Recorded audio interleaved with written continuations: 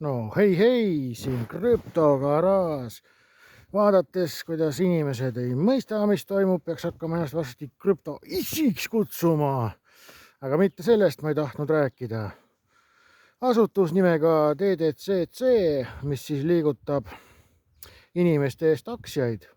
Et te teaksite, siis 3,7 kvadriljoni eest liigutab ta varasid või kokku liigutab siis aastas plönni, mille väärtus on 3,7 kvadriljonit, tänaste hindade juures võib-olla juba 4 kvadriljonit. Mida 4 kvadriljonit tähendab, kuna sa koolis ei ole viitsinud käia, siis ma ütlen, mida see tähendab. See tähendab seda, et miljon eestlast, igaüks saab 4 miljardit peopessa. Nii palju raha keerutab ta läbi.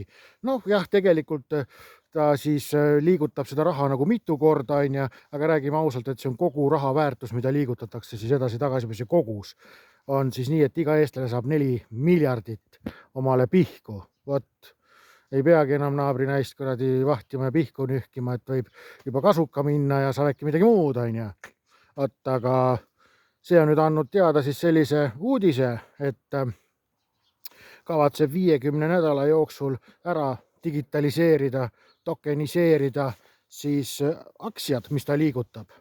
Mida see nagu tähendab? Äkki võtaks lahti DDCC dokumendid, mida ta siis USA senaatorite kojas ette kandis. Dokumendist tuleb välja, et nad kasutavad mitmeid krüptosid. Üks nendest on XTC.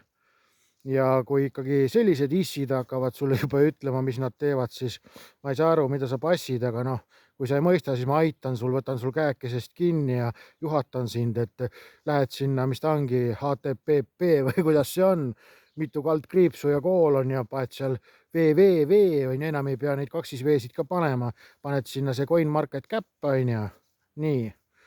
CoinMarketCap.com, sealt võtad lahti otsingumootori, otsingumootoris valid siis reaalvarad, tokeniseerimine, finantsturud, mitte ei võta sealt esimese asjana shitcoinid, vaata, et shitcoinid unusta ära, et võtad reaalvarad ja äkki sealt leiad midagi või siis finantssektor, mis seal on head krüptod sees, kui sa viitsid otsida.